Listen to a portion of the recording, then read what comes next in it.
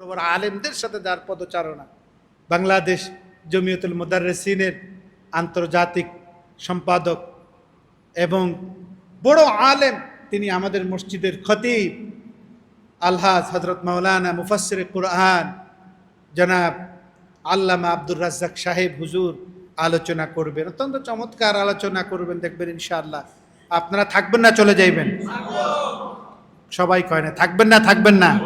শুনেন, যতক্ষণ থাকবেন এই দৃশ্যটা দেখবেন কি অন্তত পক্ষে তো আল্লাহর কাছে বলতে পারবো, আল্লাহ হয়তো সেদিন ফুরাতের তীরে যাইতে পারি নাই, হুসাইন রাদিয়াল্লাহু তাআলা আনহুর পক্ষে অস্ত্র ধরতে পারি নাই, কিন্তু হুসাইন রাদিয়াল্লাহু তাআলা আনহু কথা শুনে, সত্যের কথা শুনে, তোমার কোরআনের কথা শোনার জন্য তো আমরা মসজিদে গাউসুল আজমে বসা ছিলাম। সেদিন এই ক্যামেরায়, আল্লাহর ক্যামেরায় তো আমাদের ছবিটা উঠবে, উঠবে না? মনে রাখবেন, বিশ্বাস করুন। আমি বলি আপনাদেরকে, আমি আবারও বলি আপনাদেরকে, হতে পারে শুধু এতটুকু মোহাব্বতের কারণে যে বসে রইছেন, জিম মাইরা কথা শুনতেছেন, টু নাই, শব্দ নাই, মন দিয়া কথা শুনতেছেন, হুজুরও বেশিক্ষণ আলোচনা করবে না। দেখবেন ইনশাআল্লাহ আমরা তাড়াতাড়ি, যেহেতু দেশের পরিস্থিতি বিভিন্ন সমস্যা, দেশের জন্য আমরা দোয়া করবো, আল্লাহ যেন এই পরিস্থিতির জন্য আমাদেরকে উত্তরণ দেয়। আমাদের এটা আমরা কামনা করি না, দেশ অস্থিতিশীল হোক, সমস্যা হোক, এটা আমরা চাই না। সুন্দর একটা সমাধান হোক, নাকি? সুন্দর একটা হত্যা নয়, রাগারাগি নয়, পিটাপিটি নয়। যারা মারা যায় তারাও তো আমাদের সন্তান, যারা মারে তারাও আমাদের সন্তান। এটা চাই না, আমরা চাই সুন্দর একটা পরিবেশ। এই জন্য হুজুর দোয়া করবেন। আমি আশা করব আমার মুসল্লি ভাইয়েরা, এটা আমি ইমাম হিসাবে দাবি, আপনারা থাকবেন। 10টা সাড়ে 10টার মধ্যে চেষ্টা করবো, হুজুরকে বলবো আমরা 10টা সাড়ে 10টার মধ্যে ইনশাল্লাহ দোয়া মুনাজাত, বিশেষ করে দোয়ায় শরিক হবেন, দোয়া বেশি বেশি দোয়ায় অংশগ্রহণ করবেন। وعلى آل سيدنا مولانا محمد صلى الله على محمد صلى الله عليه وسلم صلى الله على محمد صلى الله عليه أزكى النسب أعلى الحسب كل العرب في خدمته صلى الله على محمد صلى الله عليه وسلم صلى الله على محمد صلى الله عليه যদি সম্ভব হয় আমার সঙ্গে এই আয়াত পড়ে নিন। বিসমিল্লাহির রহমানির রহিম।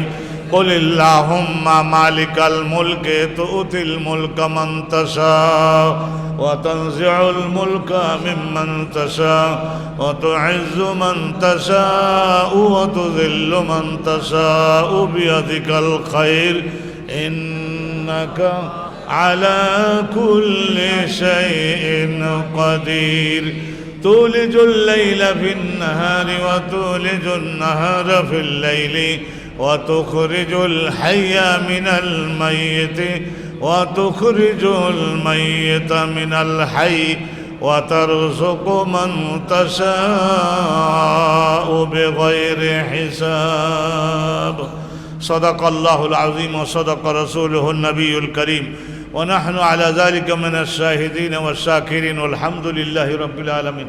আল্লাহ পাক রব্বুল আলামিনের জন্য লাখো কোটি শুকর। এবছরের এই মুহররম মাসের 10 তারিখ আশুরার উপলক্ষ করে আয়োজিত এই গাউসুল আজমের আজকের মাহফিলে আমাদের সবাইকে আল্লাহ যোগদানের জন্য রহমত করেছেন, তৌফিক দিয়েছেন। চলুন সকালে আল্লাহর জন্য শুকরিয়া আদায় করি আসি, মোহাব্বতে বলিষ্ঠ কণ্ঠে জোরে বলবেন আলহামদুলিল্লাহ। আর একবার জোরে বলবেন সুবহানাল্লাহ। আর একবার চলুন আমরা ঘোষণা দিই লা ইলাহা ইল্লাল্লাহ। আর একবার অত্যন্ত জোরে বলবেন আল্লাহু আকবার। আল্লাহ পাক রব্বুল আলামিন আমরা দুর্বল হয়ে গেছি, দৈহিক দিক দিয়ে, ইমানের দিক থেকে ও আর্থিক দিক দিয়ে, সকল দিক দিয়ে আমরা দুর্বল হয়েছি। আল্লাহ পাক রব্বুল আলামিন আমাদের সকলের বল শক্তি বাড়িয়ে দিন, জোরে আমিন বলে দিবেন। আজকের এই যে আশুরার এই দিনটা, মুহররম মাসের এই 10 তারিখ, এইটা অনেকেই বলেছেন যে আশা নূরা। যদি কেউ এই 10 তারিখে রোজা রাখতে পারেন, আর এর সঙ্গে 10-এর সঙ্গে 11 অথবা 10-এর সঙ্গে 9, এরকম যদি 2টা রোজা রেখে ইমানের শক্তি বাড়াতে পারেন, তাহলে তারাই শুধু পারবেন যাদের অন্য সব কিছু ঠিক আছে। অন্য কিছু ঠিক থাকলে না থাকলে হুট করে এটা হবে না। যাদের অন্য সব কিছু ঠিক আছে এবং আল্লাহ তাআলার মেহেরবানিতে এই মুহররম মাসের 10 তারিখে আল্লাহ পাক রব্বুল আলামিন মানব জাতির জন্য এত বেশি পরিমাণে নিয়ামত দিয়েছেন, সেই নিয়ামতগুলি অনুভব করবার শক্তিটা বাড়াবার জন্য যারা রোজা রাখবেন, আল্লাহ রব্বুল আলামিনের পক্ষ থেকে তাদেরকে এমন রহমত দেওয়া হয় যে আশা নূরান, তারা সকলে বিপদমুক্ত হয়ে জ্যোতির্ময় জীবন তারা জগতে এবং পরকালে অর্জন করবার জন্য সৌভাগ্য পাবে। সুবহানাল্লাহ। তা এক তো হলো আশা নূরা, এই থেকে সংক্ষেপ করে বলা হয়েছে আশুরা। আবার অনেকেই বলেছেন যে না, এটা ওই আশের মানে 10ম, তা যে কোনো মাসের 10ম না, বরং মুহররম মাসের 10ম। এইটা একটু প্রভেদ পার্থক্য করবার জন্য ওই যে ঠিক রেখে আর ওই যে সিনের পরে আর একটা ওয়াও বাড়াইয়ে রায়ের শেষে আর একটা আলিফ বাড়িয়েতেছে, আশুরা। এই 10 তারিখটাতে আল্লাহ পাক রব্বুল আলামিন অনেক রহমত দান করেছেন মানব জাতির জন্য। আল্লাহ রাব্বুল আলামিনের সেই নিয়ামতগুলিকে আমাদের শুকরিয়া আদায় করতে হবে ইবাদতের মাধ্যমে। আর একটা বিষয় এই যে মুহররম মাসটাই হলো মহাসম্মানিত 4টা মাসের মধ্যের একটা মাসের নাম কি? মুহররম। এই পৃথিবীর এই কাবা ঘরের থেকে হজ করে ইমানের শক্তিতে বলিয়ান হয়ে জগতের সমস্ত ইমানদারেরা নিরাপদে যাতে নিজের গন্তব্যে পৌঁছায় যে ইসলাম কায়েমের কাজে আত্মনিয়োগ করতে পারেন, সেই জন্য আল্লাহ রাব্বুল আলামিন বলছেন যে আমার নিজস্ব লোকজন বাড়ি যাবে, অতএব তোমরা সকলে রাস্তাঘাটে তাদের কারোর সঙ্গে কোনো বেহরমতি করবা না। এইটা মহা হরমত বিশিষ্ট মাস কিন্তু এই মুহররম মাসটা। আল্লাহ রাব্বুল আলামিন এই মাসটার মধ্যে এক একটা ফরজ আমল করলে অনেক দরজা, অন্য মাসের ফরজ আমলের তুলনায় অনেক দরজা বাড়াইয়ে দেন। আর এই মাসের মধ্যে যদি কেউ কবিরা গুনাহ করে, তাহলে অন্য মাসের কবিরা গুনার চাইতে অনেক শাস্তিও তার জগতে পরকালে আল্লাহ তাআলা বাড়াইয়ে দিয়ে থাকেন। 10 তারিখ আরও সামনে, 20টা দিন আরও আছে না সামনে, আমরা যাতে এই মাসের মধ্যে ব্যবসা বাণিজ্য যারা করি, আমরা ব্যবসায়ের মধ্যে কোনো ভেজাল না করি। যারা আমরা নামাজে গাফিল আছি, আমরা যাতে নামাজে গাফিলাতি না করি। অনুরূপভাবে আমরা যাদের জাকাত বাকি আছে, জাকাতও দিয়ে ফেলি। আল্লাহ রাব্বুল আলামিন আমাদের অগ্রগতি নসিব করুন। ইন্না ইদ্দাতাশ শুহুরি ইনদাল্লাহি 12 শাহরান ফি কিতাবিল্লাহ। এই মুহররম মাসটার মহাসম্মান, এটা হজরতে ঈসা নবীর শরিয়াতেও ছিল, মুসা নবীর শরিয়াতে ছিল, দাউদ নবী সুলাইমান নবীর শরিয়াতে ছিল, হজরতে সৈয়দনা ইব্রাহিম নবীর শরিয়াতে ছিল, আর পয়গম্বরের শরিয়াতে এই মুহররম মাসের মর্যাদাটা ছিল। আল্লাহ রাব্বুল আলামিন কোরআনে বলেছেন ইয়াউমা খালাকাস সামাওয়াতি ওয়াল আরদ। আল্লাহ তাআলা আসমান জমিন সৃষ্টির আদি থেকে আল্লাহ তাআলা এই মুহররম মাসটার মহাসম্মান এবং মর্যাদাকে সুপ্রতিষ্ঠিত রেখেছেন। এই ইমানদারেরা, তোমরা এই মাসটার প্রতি গুরুত্ব দিবা। এই ধরনের আজকের যে 10 তারিখ, এই 10 তারিখের এই দিনটাকে আল্লাহ পাক রব্বুল আলামিন বলেছেন ডে অফ আল্লাহ। এটা হলো আল্লাহর দিন। জোরে বলবেন, কার দিন? আল্লাহর দিন। আল্লাহর দিন। আল্লাহর দিন হলে তো রাসূলুল্লাহর দিন, রাসূলুল্লাহর দিন, ওলিয়া গণের দিন, সুফি সাধকগণের দিন, ইমানদারগণের দিন। এই দিনটা ইয়াউমুল্লাহ, আল্লাহর দিন।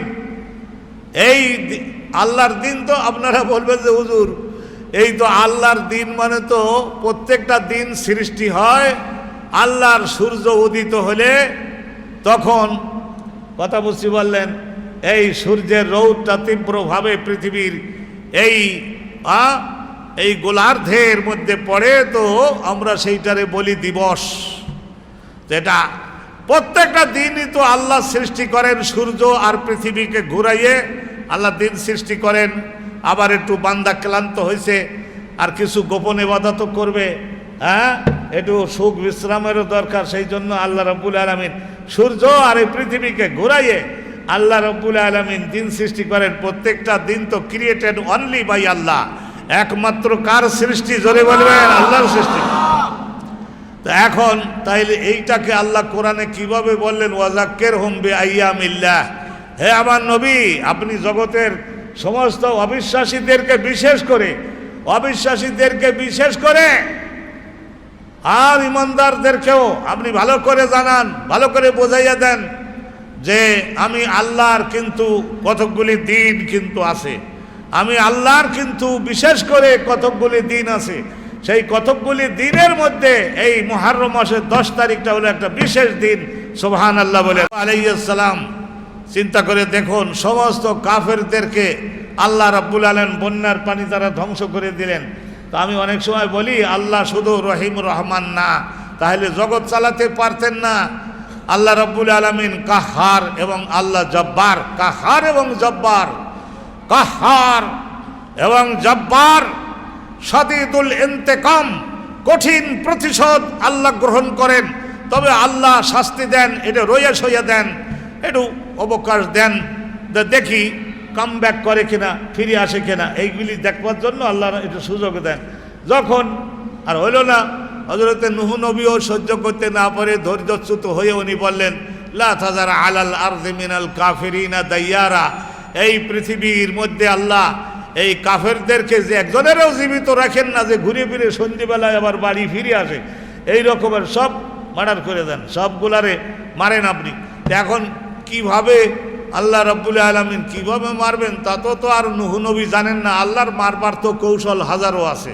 তো আল্লাহ রাব্বুল আলামিন আল্লাহ তাআলা বললেন নূহ নবীকে, ওয়ালা তুখাতিবনি ফিল্লাযিনা যালামু, এই যারা জালেম কাফের তাদের ব্যাপারে তুমি তো আবার নবী মানুষ, আমি তোমারে বানাইছি, তো তুমি আবার আমার কাছে যেন অন্য কিছু বিষয় আবার মোনাজাত তুলো না, দাবি আর একটা যেন জানাইও না, যেটা জানাইছো ওইটা অ্যাকসেপ্টেড হয়েছে। লা তাযার আলাল আরদি মিনাল কাফিরিনা দাইয়ারা, এইটাই গ্রহণ হয়ে গেছে, বাস এইটার উপরেই থাকুক। বন্যা শুরু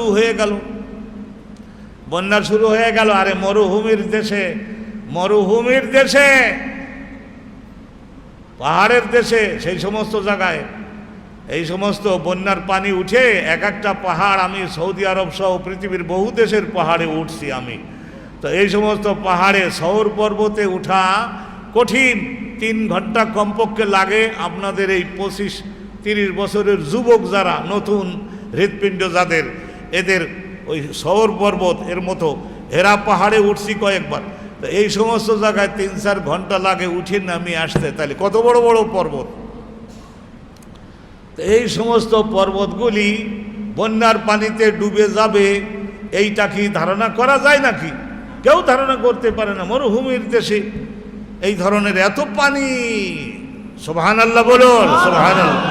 আচ্ছা, আল্লাহর কাছে এই সমস্ত কোনো বড় কাজ নাকি?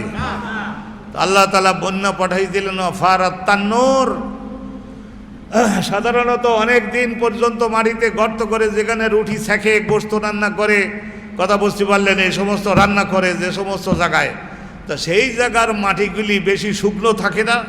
অন্য জায়গার মাটিতে একটু রস থাকে, কিন্তু যেখানে রুটি ছেঁকে গোশত রান্না করে, ভাত রান্না করে, অন্যান্য খাবার দাবার রান্না করে, এই সমস্ত জায়গায় খুব বেশি পরিমাণে মাটিগুলা একেবারে শুকিয়ে যায় না। 8-10 হাত মাটির মধ্যে আমি অনুভব করি যে একেবারে মাটি ফেটে যায়, এত পরিমাণের সেখানে আগুনের তাপের কারণে।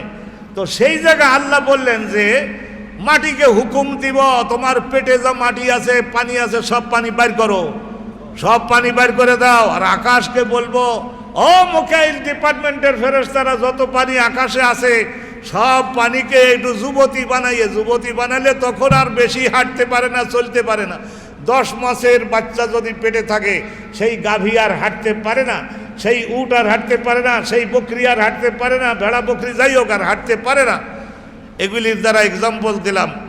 ওই যে আকাশের যে মেঘ, ওরাও যখন ওই রকম গর্ভবতী হয়ে যায়, যুবতী হয়ে যায়, ওদের পেটের মধ্যে যে লক্ষ লক্ষ কোটি কোটি টন পানি, সাগরের সমান পানি বহন করে নিয়ে যাচ্ছে, কিন্তু তো ওদের শক্তি আল্লাহ কমাইয়ে দেন। আল্লাহ রাব্বুল আলামিন বললেন যে হে মেঘগুলি, তোমরাও কি করো, এইভাবে যা পানি আছে সব ঢালো এই এলাকার মধ্যে। হ্যাঁ, শয়তান বদমায়েশ কাফের নবীর, হজরতে নুহু নবীর হাতে দড়ি বেঁধে দিয়ে টেনে বাবলা গাছের উপর দিয়ে নিয়ে যায়। চিন্তা করেন, পাথরের উপর দিয়ে যদি 1 মাইল 2 মাইল নেয়, তাহলে দেহের মধ্যে যা গোস্ত আছে না, এগুলি গোস্ত, চামড়া, এগুলি আর থাকে? আর সাধারণ একটা লোকের সঙ্গে করলেও তো কথা ছিল, করছে তো করছে একবার স্বয়ং আল্লাহর নবীর সঙ্গে। এটা তো নাউজুবিল্লাহ বলবে, তা করতেছে সুবহানাল্লাহ। নাউজুবিল্লাহ জোরে বলুন।